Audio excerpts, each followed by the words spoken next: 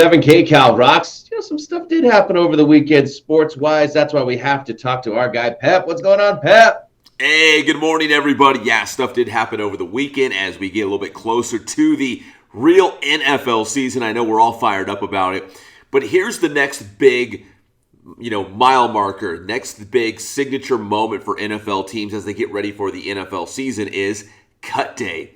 Nobody likes it. You're fighting for jobs. You can only keep 53 guys on the active roster. And it's coming up on Tuesday. It's 1 o'clock local time here on the West Coast. And guys, NFL teams across the league are going to have to make some tough decisions. We know who the star players are, but this is really for like the backups, guys who are on the cusp, or guys who are on the fringe trying to get that NFL job.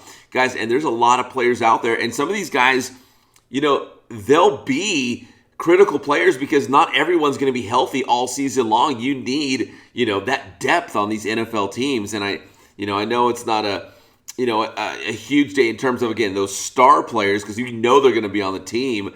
But Tuesday and NFL cut day is a big thing. It's a big deal. It is a big deal because it's always tough when somebody's dreams kind of get crushed for a little bit. Some of them will be done with football, but like you said, Pep, some of them move on to another team or whatever. We all kind of see that's one thing that Hard Knocks is kind of known for is right. That cut day is very dramatic, and it sucks to see someone get squashed on TV. The stress of the cut day is, one, you're trying to survive your own cut, and even if you do survive your own cut, if there is somebody at your position who's cut on another team, your team is likely to bring him in and cut you anyway. So there's just a lot of sitting there not wanting your phone to ring. I remember Hard Knocks watching that first cut day, almost like tears coming out of my eyes, like, oh my goodness, this is like dying. I know. It's hard to watch, and 40, you bring up a great point. On the flip side of that too is when you're out there and you're playing these NFL preseason games, not only are you trying to make your team, but you're also kind of auditioning for everybody else, because if you do get cut, you want to have a great preseason because those other teams might be like, well, that guy, he didn't make that team, but he was pretty good. We saw him on film. He had some good preseason games. Let's bring him into our team because we know he got cut. So, yeah, it's coming up, and again, 53 guys, the 53-man roster is what it's going to look like come Tuesday at 1 o'clock West Coast time. Now, we did have our final NFL preseason games. I just want to run through a couple of them for our local teams. Dude, Seattle busting up the LA Chargers. And I think the only thing, and, Patrick, correct me if I'm wrong, but the thing that, Seattle's 27-0 win taught us about, the Chargers is that Seattle's backups are better than the Chargers' backups. That's kind of how it looks right now. We played against Denver last week, and we looked terrible all the way around. So it was kind of nice that we did something. But you're right. We do have some depth. That's kind of Pete's thing. Yeah, for the preseason, it's like, how did you do in the first quarter? And then, even the playbook, you're not doing your full playbook, so it's hard to even grade that. I know, right? You don't want to show all, put all your cards on the table, right, with your playbook. You don't want to show all the other teams what you're capable of. You don't want to, get your starters hurt or anything, so you kind of sideline them for most of the preseason. So, it's really it's just a battle of the backups, and I guess Seattle has pretty good backups because, that was a big win for them. And for the Chargers... You also never want to see your team get zeroed out. As an Eagle fan, they lost to the Patriots 35-0 in week 2 of preseason. You never want to see that, even though it's preseason. It still stings. Yeah. No, because what does that say about, let's say, for example, the Chargers, your backup quarterback in that fight for the backup quarterback job? Chase Daniel, Easton Stick. Chase Daniel has made a great living being this journeyman, backup quarterback. But really, what does that say about the Chargers? Let's say, heaven forbid, Justin Herbert went down. Do you have faith in Chase Daniel or Easton Stick to keep that thing going based on how they looked in the preseason, which hasn't been very good? No, then you find out how special Air Bear is. Right. Yeah, he's good. He's an elite quarterback, and he's super young, so he's going to be around for a long, long time. Now, they didn't look very good, but neither did the Rams. The Rams were 0-3 during the preseason. And again, it's the preseason. It's the battle of the backups. They lost 17-12 against the Broncos, so I don't know how much value you put on going 0-3 in the preseason, but the Rams did. They didn't win a game. But they get to go week 1 against the Chicago Bears, and that's going to be a good one because you got Justin Fields saying that the NFL game is just a little too slow. Yeah. sit down here. Like I said, life comes at you fast, so we'll see because that Rams defense should be really good, and we'll see if Justin Fields even plays. QB1 is supposed to be Andy Dalton for the Chicago Bears, so yeah, very true. We shall see. And speaking of another quarterback battle for the San Francisco 49ers, they beat the Raiders yesterday 34-10. Nice win for the Niners there because Jimmy Garoppolo and Trey Lance, they both played in this game, and they kind of did this weird platooning thing. One was in, the other came out, back and forth for a little bit. And we still haven't heard exactly what the 49ers plan on doing at quarterback. It's so funny how far the lineage of the two quarterback system goes in the 49ers. I mean, this goes all the way back to Bill Walsh doing this with Joe Montana and Steve Young. Yeah. And then now it's going to happen again. We look, Harbaugh did it with Kaepernick, and then now it's going to happen again. I can't believe it. Yeah, some teams can get it, it's kind of a stressful situation, right, for the quarterbacks, because you want to give the starter more reps in practice, the confidence that he's the guy, where you're going to lead us in the battle, all those sorts of things, and to go back and forth. That's a tricky situation.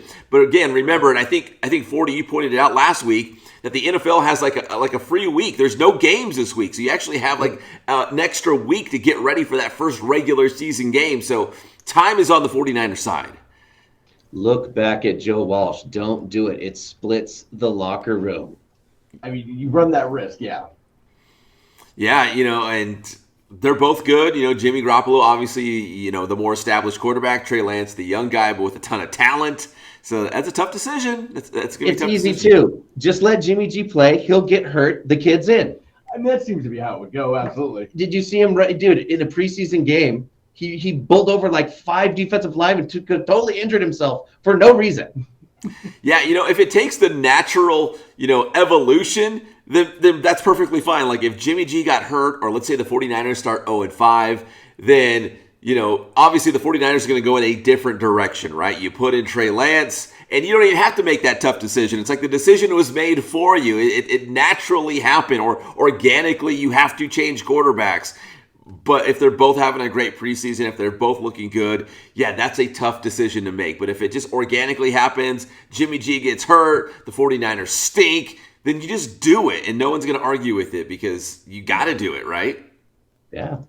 So we'll see what happens. So that's your NFL preseason. But again, no games this week, no preseason games as we lead into the regular season. College football, UCLA hammering Hawaii like they should.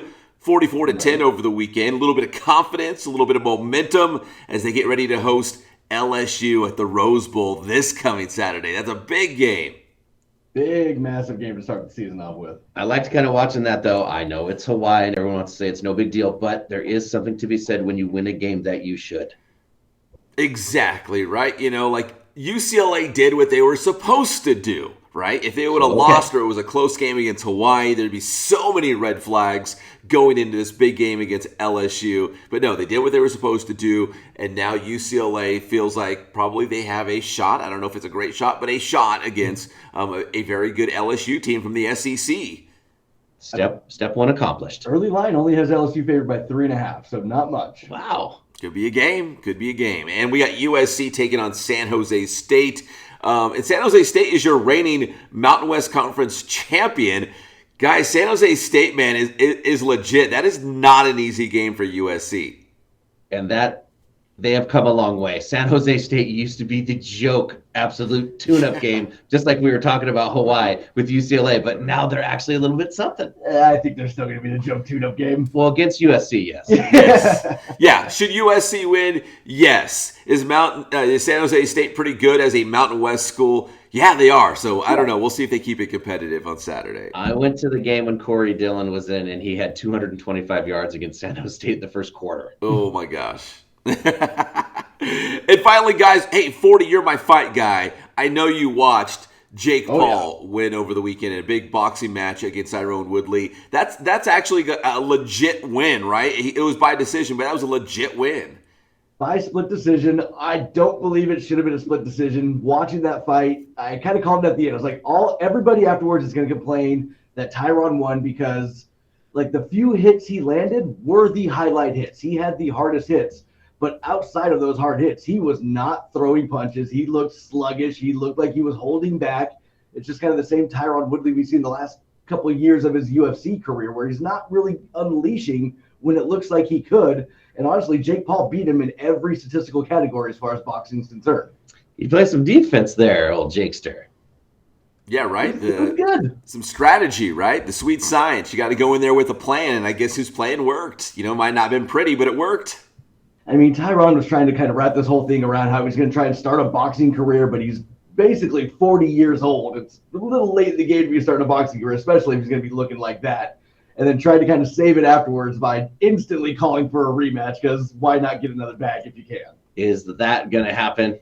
I hope not. I mean, he did not look good enough to warrant a rematch. It wasn't that close of a fight. I mean, Jake Paul needs to just kind of keep going on to bigger, better things. Okay, maybe on to a real boxer. Pep, tell him how to get your stuff. Hey, check it out. Inland Sports. You got Jake Paul on YouTube. You got Inland Sports on YouTube as well. Check it out. We got the Inland Sports social media platforms as well. Instagram, Facebook, and Twitter. Check it out. Thanks, Pep.